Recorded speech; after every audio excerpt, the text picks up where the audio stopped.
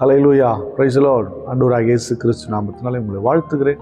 கர்த்தர் உங்களை ஆசீர்வதிப்பாராக. இன்றைய நாள் மெய்ப்பனின் சத்தம் யாத்திராகமத்தின் புஸ்தகம் 25ஆம் அதிகாரம் 40ஆம் வசனத்தை நான் வாசிக்கிறேன்.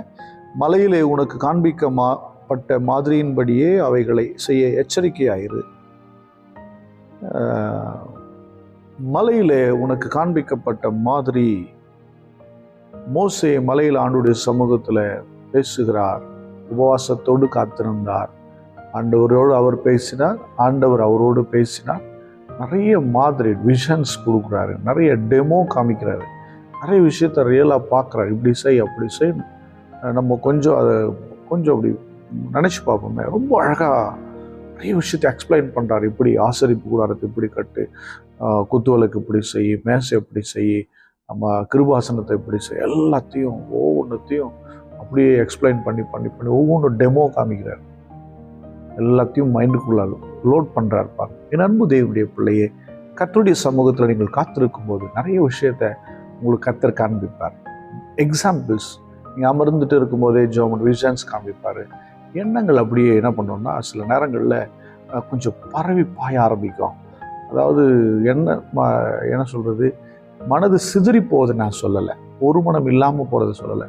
ஜோம் பண்ணிக்கிட்டு அந்த ப்ரெசன்ஸ்குள்ளே இருக்கும் போதே கர்த்தர் சில காரியத்தை நம்ம கூட பேச ஆரம்பிப்பார், சொல்லி கொடுப்பார். இதை இப்படி செய், இதை இங்கே போகாத, இவரோட ஐக்கியமாயிராத, இதை சரி செய்து ஒவ்வொன்றும் சொல்லுவார்ல.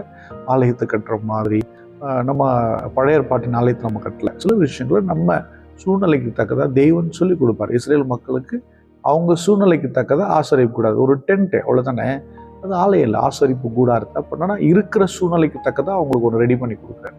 கரெக்ட். அப்போ அதே போல தான் நிறைய டெமோ காமிக்கிறாரு. அதில் சொல்கிறாரு, நான் உனக்கு காண்பித்த மாதிரியின்படி செய்ய எச்சரிக்கையார். அந்த சின்ன கூடாரம் தான், அதை அவர் அழகாக டிசைன் பண்ணி காமிச்சு உள்ளே வைக்கிற பொருட்கள் எல்லாத்தையும் சொல்லி இப்படி தான்ப்பா செய்யணும், இதுதான் உனக்கு டெமோ, இதுதான் உனக்கு எக்ஸாம்பிள், இதுதான் உனக்கு மாதிரி, இதுதான் உனக்கு எடுத்துக்காட்டு அப்படின்னு சொல்கிறார். தேவனுடைய பிள்ளையே, உங்கள் வாழ்க்கையில் கர்த்தர் பேசுகிறாரா?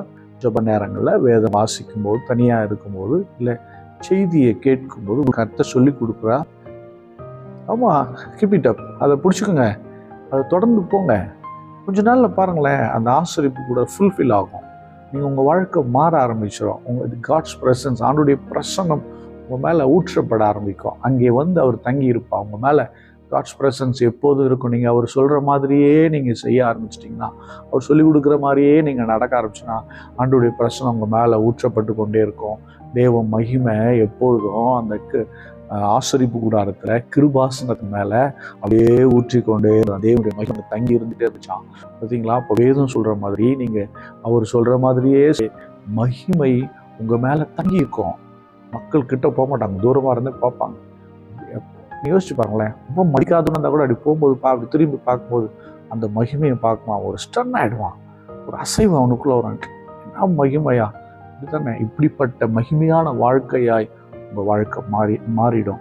தேவனுடைய பிள்ளை, தேவன் காண்பித்த மாதிரிகள்படி நீங்கள் செய்ய கவனமாக இருங்கள். தேவன் சொல்லி கொடுத்த மாதிரி, தேவன் நடத்துகிற அந்த நடத்திப்பின்படி நீங்கள் போவீங்கன்னா கொஞ்ச நாள்ல உங்கள் வாழ்க்கை மகிமை உள்ள வாழ்க்கையாய், விசேஷமான வாழ்க்கையாய், அநேகர் விரும்புகிற தேடி வருகிற வாழ்க்கையாய் மாறிவிடும். ஸ்தோத்திரம் பண்ணுவோமா?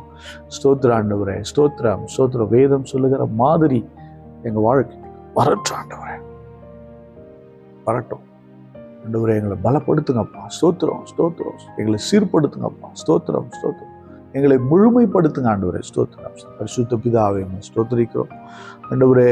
நீர் காண்பிக்கிற மாதிரியின்படி, நீர் எங்களுக்கு சொல்லிக் கொடுக்கிற மாதிரி, கற்றுக் கொடுக்கிற மாதிரி எங்களை நாங்கள் ஆயத்தப்படுத்தி கொள்ள, சரி செய்து கொள்ள உங்களுடைய கிருபை எங்களை சூழ்ந்து கொள்ளட்டும். நீங்கள் தான் எங்களை நடத்தணும், நீங்கள் தான் உங்களுடைய கரத்தை பிடித்து எங்களை நடத்தணும். ப்ளீஸ் எங்கள் ஆண்டவரே, என் கரங்களை பிடிச்சிக்கோங்கப்பா. ஸ்தோத்திரம் ஸ்தோத்திரம். என் கரத்தில் ஒப்பு கொடுக்குறேன். பார்க்குற ஒவ்வொருவரையும் ஆசீர்வதிங்க. இயேசு கிறிஸ்துவின் நாமத்தினால் ஜெபிக்கிறேன், ஜீவனுள்ள நல்ல பிதாவே. ஆமென். God bless.